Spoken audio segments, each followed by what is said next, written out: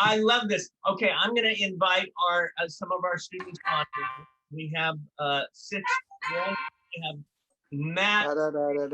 Batman. Katie. We have Hello, citizens. We have Spencer and Gary. Hi. Hi there. Hey, everybody. I think we've got, let's see here, 4. 5. Hey. All Is my right. sound working? You Yep. guys have some questions? Anything you'd like to ask? I'll be happy to answer. Sure. Yeah. Yeah. Who wants to go first? Matthew, you want to go first? Yeah. I was going to electronically raise my hand. I read somewhere that you auditioned for the lead role in The Graduate. Was that true? Yes. Well, let me tell you the story about that. I was doing Batman, and this was, you see, when you film, traditionally you have a certain amount of time you film and a certain time you have off between seasons. It's called a hiatus. That's your period of time off. So I was working at 20th Century Fox doing Batman, and a young producer named Larry Turman came to the set. And he said, "Hi, I'm Larry Turman. I'm a producer. I've got a small movie over here at Fox, and I'd like you to be in it." And I said, "Oh, I'd love to do it." So, and I figured I would be able to do it, right? Because this is the same studio. It's not like some competing studio that, you know, that my studio would say, "No, I don't want him to work for another studio. We have him under contract." This is with the same studio, and it's during a hiatus time. There should have been no problem. And in fact, the studio had no objection. However, ABC Network, who aired our show, heard about it and said, no. Batman is too big. This is making us the number. We were a syndicated network. We're now becoming the 3rd network in the United States. We don't want any dilution of this character of that he plays as Robin. We want total association with that. So he cannot do this. We will not allow him to do this. And so Fox came back to me and said, "Geez, Burt, I'm terribly sorry. You can't do it." Well, that movie turned out to be The Graduate. And when they couldn't get me, they got a guy named Dustin Hoffman to play the role. Right. Oh my God. True story. Wow. So There yeah, is as much as I got the part of Robin, you know, which was fantastic, right? Yeah. But there's other times you don't get things. You know, you win some, you lose some. And you know what I tell everybody? Just remember, the first 100 years are the hardest. After that, it's pretty smooth sailing. Oh my I God. like that. Dustin Hoffman's makeup artist is my next door neighbor. Well, I met Dustin in Malibu. I was living in Malibu Beach, Malibu, California, and I met him. A very nice man, very talented man. And but you know, looking back, I never thought to tell him that story. And it's probably better that I didn't, because you know, nobody would like to think that they were selected after somebody else couldn't do it. Right? It's true. Spencer, how about you? Do you know how many holy words you've said in the Batman series? You know, I've heard, because I didn't count them, I heard there was like 380 some odd. Wow. But if you count the Batman movie, when you add the movie in, that put it over 400. Do you have an answer for me? Wow. Yeah, it's 352 holies. There you That's a go. lot of holies. You're that's right. I was very and Holy you know, me the biz, Batman. there you go. Boy, you got my lines there. You're doing it. It's great. Yes, Bill. Yeah, I remember when a giant clam trying to eat you. Yes. Yeah, trying to make me into clam chowder. No, I remember that. And you know, and they said, "Well, now we got a scene here, Burt, where you're in this giant clam, you know, and Wow, and cool. Batman's got to rescue you." And I said, "Well, how are you going to do that?" "Well, we built a giant clam." You built Well, a and I have a clam? second question for you. All right, but What wait a minute. was So your favorite scene? wait a minute. Let me finish about the clam. So I got into this clam, and I'll tell you something. When they closed that clam down and the only thing was sticking out was my leg, my right ankle, Wow. my foot. Cool. You talk Cool. about claustrophobia. Then let me tell Yeah. you something. That was one of these really uncomfortable things where you, oh my gosh, you know, and you know, the crazy thing is there are giant clams for real. Wow. Really are Pretty giant cool. clams, but rarely does anybody get caught in one. Yeah. And my second question Uh-huh. is, what was your favorite scene? You know, I did 120 episodes. That's a lot of different shows, 120, and worked with all these different celebrities. To be honest with you, I didn't have a single favorite. And because Batman was actually kind of a dangerous show, in today's world, they're more careful with the actors, I think, than they were then, because in the first week of filming, of the first 6 days of filming, I went to the emergency hospital 4 times from second-degree burns. Wow. I had a broken nose Wow. when a 2x4 landed on my nose and broke my nose. I mean, it was, you know, and it's so funny because I kept running into the same physician at the emergency clinic. And he, after the 4th day, he said, you know, you might consider a different line of work. Maybe you're just accident Wow. prone. I said, no, I've never been to an emergency hospital my whole life. Your own stunts, right? Well, I didn't want to. I'll give you a quick example for your guys. Let me tell you, the first day of filming, this is the day number 1, and it's the first shot. You couldn't have anything before that. This is the first shot, the first day. It's up in Hollywood Hills. It's called Bronson Canyon. It's where they had the famous Bat Cave, where the Batmobile comes out of the cave, and the sign goes down, and we speed off to Gotham City, and the sign comes up and says Gotham City 14 miles or something like that, right? So they said, all right, this is 7 in the morning, okay, and I'm in this incredible costume that is not comfortable, and I got makeup all over my face, and they said, now, Burt, you got to go into the cave, and the Batmobile is in the cave. And when you get to the Batmobile, just get in the Batmobile, and we're going to have you drive out. We're going to just have you drive out. Sounds simple, doesn't it? Just drive out. So I go into the cave, and when you get in there, it's dark. It's very dark. Can't see. And I'm kind of like, you know, until my eyes get adjusted. And then I kind of got a hold of the car, and I got in the car, and I sensed somebody else was there, and I looked over, and I thought it was Adam. And I said, Adam? And he said, no, I'm Hubie. And I said, oh, well, where's Adam? Oh, he's not here. I said, well, why are you here? He said, well, I'm a stunt man, and the studio hired me because this is a very dangerous stunt, and they don't want to take a chance of Adam West getting hurt. I said, well, that's a good thing. They don't want him to get hurt. Well, where is he? He said, well, I think he's over having coffee. I said, oh, well, that's nice. And I'm sitting there and saying, it's dangerous? He said, oh, very dangerous. I said, you like doing this? Oh, I love it. He says, the more broken bones I get, the more money I get. I said, oh, okay. Well, I guess there's some positiveness to that.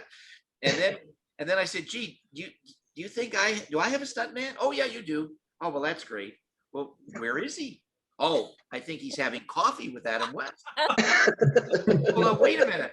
And then I hear him say, roll it up, get ready to film. And I say, whoa, wait, stop. There's a terrible mistake here. And the second unit director, his name was Ruben, comes running up. Burt, what's the problem? Well, this man tells me that this is a dangerous stunt. Yeah, we all know that. Well, yeah, but he also tells me that I've got a stunt man and he's having coffee with Adam West. Yeah, so what? Well, why isn't he here instead of me? Why am I here going to do this dangerous stunt if I have a stunt man? Oh, well, we can't use him. Oh, okay, you can't use him, huh? Why not? Well, he doesn't look like you. Well, wait a minute. Why would you hire him if he doesn't look like me? Couldn't find anybody else. Oh, so you got to do it, Burt. I said, well, I don't know. I mean, I've never done a stunt before. Well, don't worry. Just hold on for dear life and you'll be fine. So he goes out and I look around and I see to myself, well, where's my seatbelt? Oh, no seatbelts. What about a door handle? Nope, no door handle to hold on to. What am I going to hold on to? They have this little 1/4 inch plastic windshield that looks like a windshield. It just plastic like this. You could move it like that. So that's what I got to hold on to. And I said, are we coming out fast? He said, yeah, about 55 miles an hour. We're going to go straight for the camera and we're going to make a sharp left turn. I have to skid the back of the tires around and then drive off in the other direction. He says, so you better hold on tight. Well, yeah, but I got nothing to hold on to that's substantial. He said, well, I can't help that. That's my job. I got to do it. So out we come at 55 miles an hour, right at the camera. The stuntman, what he did was perfect. But when he made that sharp left turn, unexpectedly, my door flew open.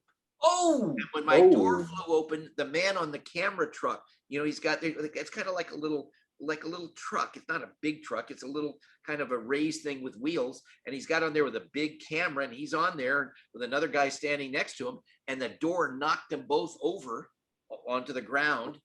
I was thrown towards the opening because of the centrifugal force. I was thrown and I threw my arm behind me, just kind of like, you know, just kind of a reaction. And unbelievably, I wrapped my little finger around the gear shift. Okay. I mean, you could have tried 100 times and you wouldn't get it, but it just happened. And it kept me from falling out and really getting hurt, but it pulled my finger out of joint. Just imagine your finger is no longer in joint and it's incredibly painful. So all of a sudden now there's dust everywhere. The cars stop, people are running over, you know, so much dust from because on dirt that you can't see very well. And they say, Burt, are you okay? And I said, yes, but my hand is killing me. Now remember, I'm wearing a glove. Okay. But even through the glove, you can see the glove now has swollen up twice the size. And so, oh, Burt, we got to get you to the hospital. Your finger's pulled out of joint, and that's incredibly painful. I said, I know it's killing me. So they helped me out of the car, and I said, okay, well, where is the car going to take me to the hospital?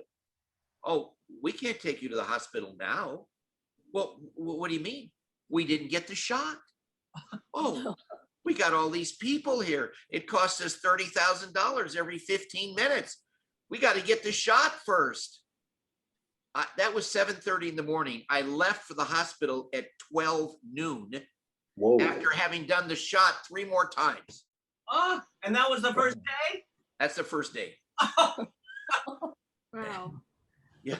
And then there was the next day, another problem, jumping out of a burning car. We knew a car would be burning. I'm down in the bottom. The Frank Gorshin, the Riddler, is above me. So I'm down in a car that is burning with somebody on top of you, which is your body is blocking the only way out. So I had to wait till he comes out on action. He climbs out and jumps down. I'm supposed to climb out and jump down. But what happened was when I got up and out of the car, ready to jump down, unexpectedly, the car blew up. And when it blew up, all I can remember is seeing the ground coming at my face, like 1,000 miles an hour coming at my face. Boom, right into the ground. And 2nd-degree burns on the back of my neck. Ouch, that was day 2. Day 3. Day 3, you think that's bad. Day 3, okay, I'm tied down on a table and Batman is supposed to rescue Robin through a subway. It's supposed to be in a subway and he has an explosion. He's supposed to blow a wall through the wall of the subway. Now, they not supposed to have real walls. They have what's called breakaway walls. It's like balsa wood. It is just, you know, you could just break it in your finger. It's very light, but it looks real and you can paint it to look real. And they use a small charge. It's a small mercury charge and it has a lot of sound. It's a big sound and a big bang, but you know, it's not like dynamite. Well, when that went off, nothing happened. And it turns out that the studio did not make a breakaway wall. They built a real wall, like they were building a house. They forgot to do it. There's no time to go in 2 more weeks to rebuild and decorate this set. So what are you going to do? Because now this is a major part of the show. So the special effects guys come in with 2 half sticks of dynamite and nearly blew the entire soundstage down. And you gotta understand, I'm tied down with my head up like this, my arms tied at my sides. I can't do anything. I could move my head, that's it. And when that explosion, it blew a 2x4 up that came down and landed on my nose, broke my nose. Oh, Then Oh. that's the third day. And then there was another day. But the point of it was, I didn't think I was going to survive the first episode. And the studio, you know what the studio did? They're very smart. They went out and took a huge multi-million dollar life insurance policy on me. And when it came to the third season, just before the show ended, I could swear they were trying to collect on that policy. oh my God. So you see all the glamour of making the movies, how much fun that can be? Katie, how about you? Wow. I know.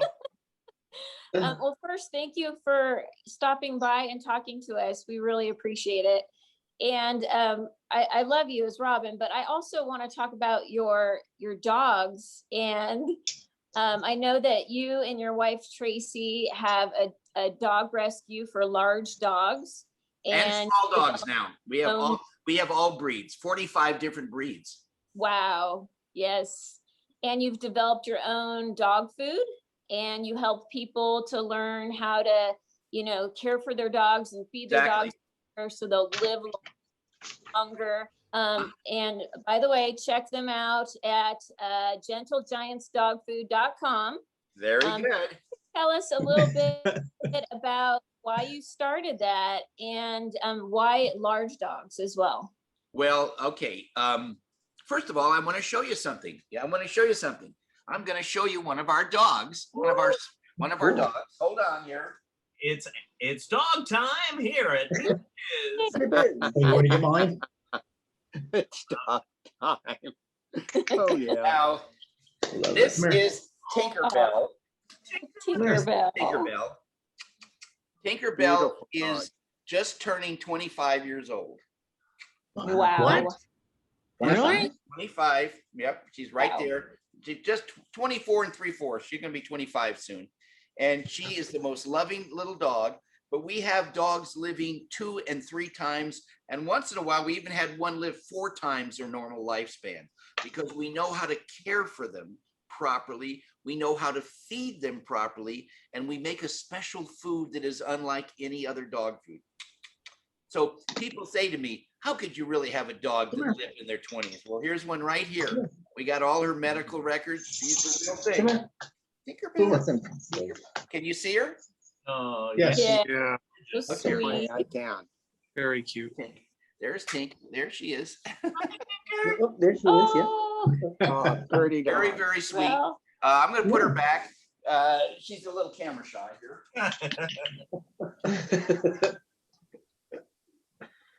So, but here's how we got involved. Here's how we got involved. My wife and I were living right near the beach, just 1 block from the beach, and we had a beautiful home, but the property by the beach is so valuable that if you have property there, it's usually just a littlest tiny property, and you have big tall buildings on a little property because the land is so valuable. So we had a 4-story house with all these balconies. And then when we had our daughter together, I mean, you're like up 50 feet high with balconies, and you don't want a child going out on the balcony like that. And plus it wasn't ideal because where we lived, there was people riding down to the beach and they're flying over the kind of like a rolling hill, and their cars are landing on the ground, racing to the beach in front of our house. It wasn't ideal for raising a child. So we thought, why don't we move inland, maybe get a little bit more land? We only had like 5 feet around 3 sides of our house and 15 feet in the front. So we found a wonderful place about an hour east of Los Angeles. We have 5 acres in the heart of the city, which that's a lot of property in the heart of a major city. And we live in a horse town, where horses have the right of way over cars. Oh, look at that doggy. There you got a beautiful one. Thank you. So we moved here and we thought, would it be a nice thing?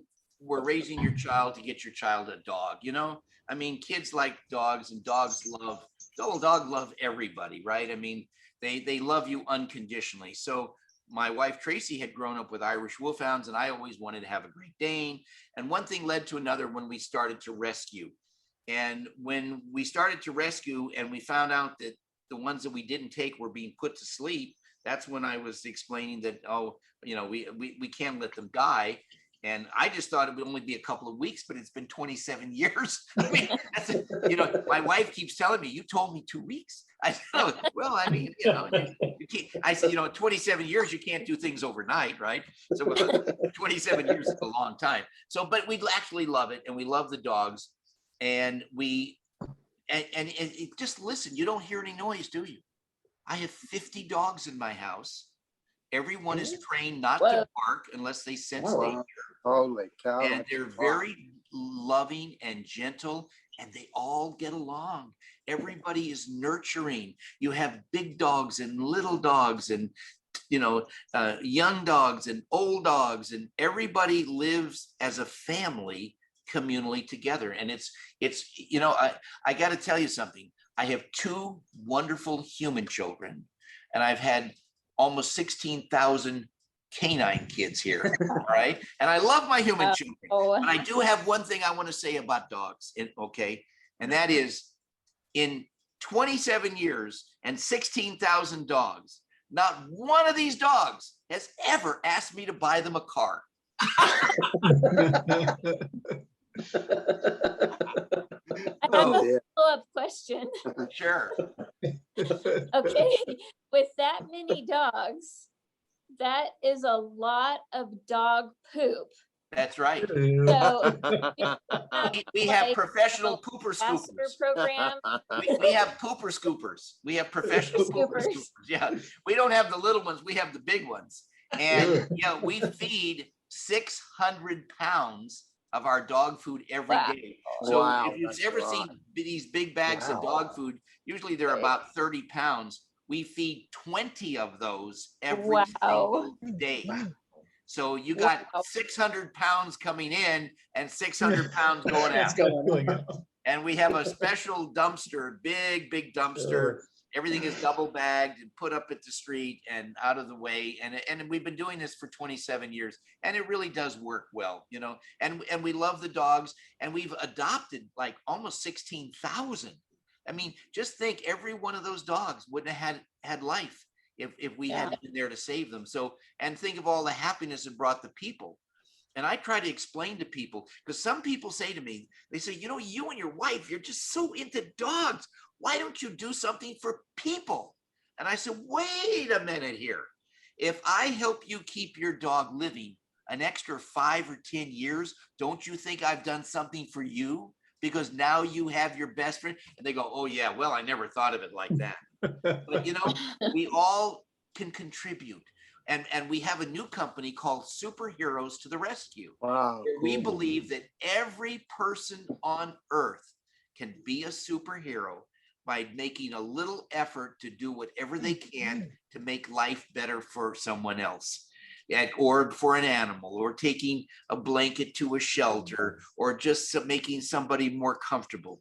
You can do it. We can all be superheroes. And every year we have these awards. And I want to tell you, last year was our first year. And I want to tell you of an award we handed out for us, what we call a superhero to the rescue. There's a young man who is a pilot, and he rents a single engine airplane.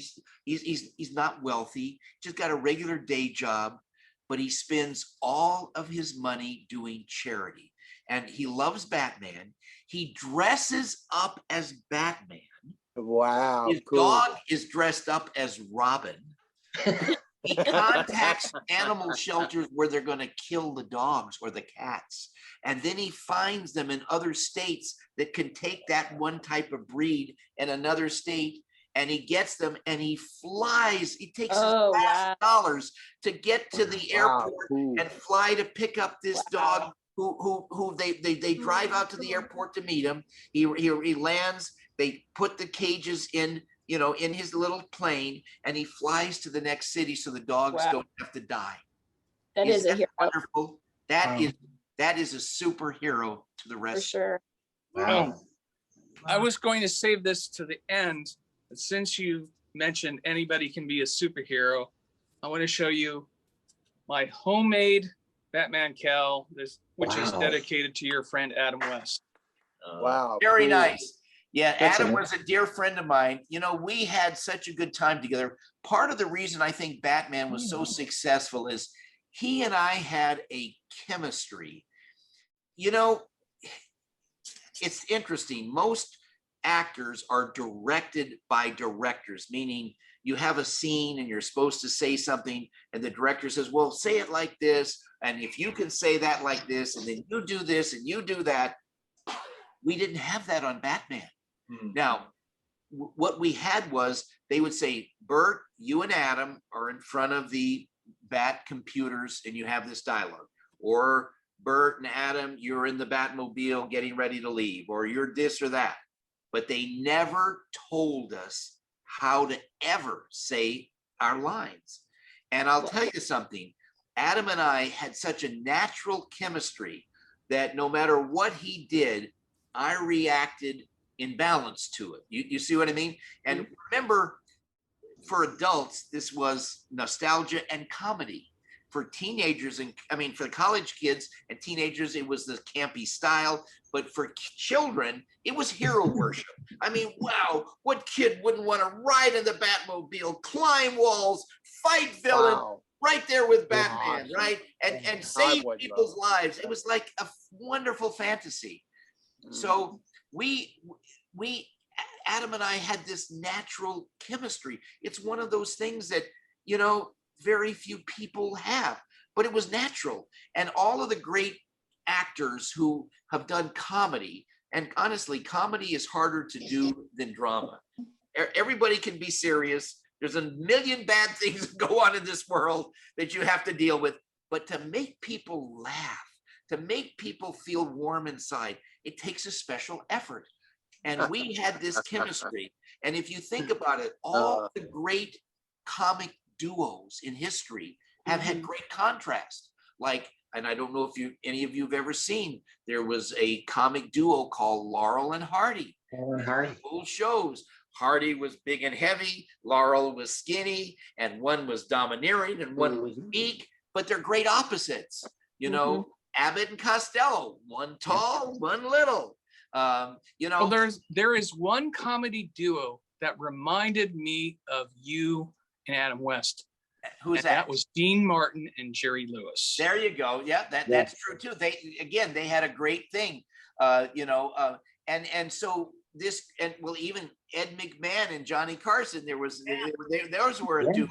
You know, so but what works is the contrast, the difference between, like, Batman is very stoic and very, you know, grand, and, you know, he kind of like, you know, like a foreign dignitary, or, you know, right? And whereas Robin is like, yeah, let's go do it. Let's, you know, and, you know, Robin, you know, and like, I think of scenes that were so funny and yet kids took seriously. Let me give you a typical scene. We're outside, we're maybe in the city, and we're trying to break up a robbery or something bad, and we're chasing the villains, right? And they're running down like this sidewalk, and we're chasing after they cross the street, and I start to run into the street. Oh, no, Robin, no, we must use the crosswalk. Got to use the crosswalk. That you lose all this time because you're going in the wrong direction, and it slows you down, right? Or like we stop and we stop and we come up to a place and we get out at the Batmobile to run. He said, "Wait a minute, Robin, I have to put money in the meter. You know, we have to stay with the city's laws." Okay, so put the nickel in the meter. And it was that kind of wonderful comedy that made this so warm and loving for everyone. Yeah. Well, how about we have two more? We have Gary and Robert. Okay. Okay, am I next? You're next. Okay, thank you, David. Yes, great to see you. My question is, who was your favorite Bat Climb window cameo? And the second part of my question would be, did you and Adam know beforehand who it was going to be before you read for the scene? Well, are you talking about after we had the roles reading? I mean, are you talking about, did we know who the villain was going to be each week? No. No, I think he's talking about when you were doing the climbs on the The side of the climb building and the Yeah. people that would Yes. pop. Oh, yeah. Sometimes we knew and sometimes we didn't know. The very first one was Sammy Davis Jr. Okay. And then Wow. we did have Jerry Lewis. We had Don Ho. We had Betty White. We had Colonel Klink. We had Lurch. We had Dick Clark. I mean, we had a man who's very famous, always played Santa Claus. We had all kinds of people. And we even had we had The Green Hornet and Kato, Kate. Green Hornet and Kato, Well, Kato, yeah. Bruce Lee and Van Williams. I mean, we had all. It was wonderful, and the Great. reason they did that is so many stars wanted to be on the show, and mainly why? Because their children were driving them crazy. Daddy, you gotta get on Batman. That's the coolest show. Why aren't you on Batman? Well, I don't know. I get it. You gotta get on Batman. You know, and so the producers were so inundated, right? That they said, okay, we got to create something where we can get more celebrities on, and that's what happened. Wow. Good. Great. Great. All right. Robert. Yes, sir. Okay, so I could give you, well, I've got a list, but I'll go right for this, for the something new. Yeah. So you were in the CW series, The Crisis on Infinite Earths. Yes, correct. So it was really great. So 2 questions with that. How did that actually come about? And isn't it like gratifying to know now that your series, which once maligned, is now being looked at with great reverence? Right. And then Well, the second part of that is that your dog? no, black it dog? wasn't my dog. No, and it's interesting because I thought, again, not knowing anything other than the fact that I was contacted and my agent called and said that Supergirl would like you to, do, a cameo on the show. You got to fly to Vancouver. That's where they film. And I had no idea what it was. Right. So I get there, and when I saw that they had a dog, I said, oh, they're probably doing this because of my dog rescue. But no, that's not the answer. You know what the answer was? And it was a German Shepherd. Right. Okay. Did you know that there was Ace the Bat Dog in the Yes. comic book? Yep. And that's why they had it. So I was walking Ace Awesome. the Bat Dog, and a great, wonderful dog, and a very easy course for me to handle. But it was just, and it was wonderful. But it's not that Batman was malaligned. No, what it is that people look back, and here's 55 years ago and say, oh, well, that's the old series and the old way of doing things. Right. But when we came out, we were far ahead of everybody. And to this day, think of it. Why do you have all these superhero movies? Because Batman was The a Batman. success. And Yeah. one last thing I want to tell you, a little tiny part of something to show how we affected all filmmaking. Now, when we were doing our show, in the middle of the most dangerous situation, we would have some kind of little comedy. Not that we laughed at, we thought it was serious, right? But there would be something comedic. Let me give you a quick example. There was a scene that Batman and Robin are in a warehouse and we're looking for the Joker. And all of a sudden, dropping down from we don't know where, 8 big henchmen, 8 of them, right? Big guys ready to fight us, right? And Batman says, Robin, and I say, Batman, gosh, Batman, there's 8 of them against 2 of us. Odds in our favor, because there was only 8 of them. I mean, if there'd been like 20, then maybe the odds would be in their favor. So what do you have in today's filmmaking? You have in the middle of the most dangerous moments in these, whether it be superheroes or how about Bad Boys, where they're talking together, the 2 police, and one of them will say, if we ever get out of this alive, I'm not coming over to your house for dinner. I mean, there's some comedic relief right in the middle of that. But that we created 55 years ago. And now you see it in movie after movie after movie because it works. Yep. Thank you, Burt, so much. Thank you. It's a blessing to have you here, and Thank you. congratulations on your star on the Walk of Fame. You know what? Yes, thank you.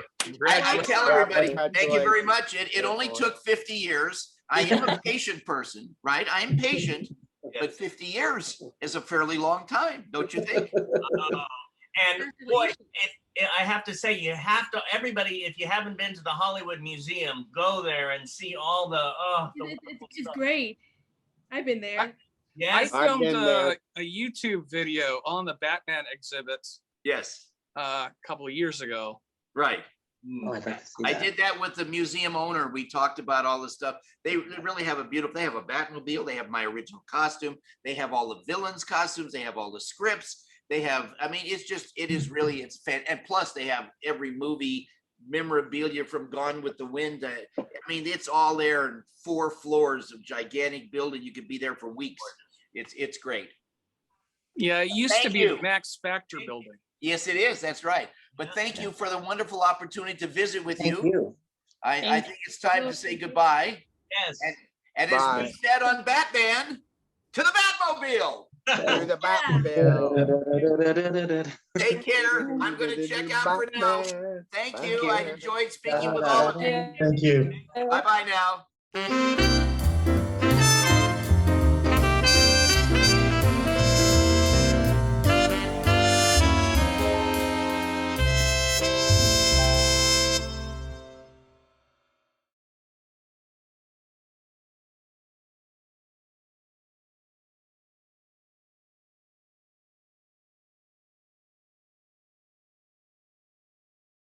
That was Thank great. you, David, That was so great. much. Yep, thank you, David. Thank you so much. David. Pleasure. I'm glad you were all here. Thank you, Robert and Spencer and Gary and Katie and Matthew and Bill. It was great. There's your, Archie's Batman. Yeah. I love it. Oh, and there's your DVD. And of course there's your, oh my, Wait a minute. Have to hold them up like this. oh, there you go. Oh, no, wait a minute. No, I have to actually have to open it. I have to hold them up underneath their characters. Maybe I'll get out of the way. I love it. Take a screenshot. Screenshot. Screenshot. Wait, okay, wait a minute. 1, 2, 3.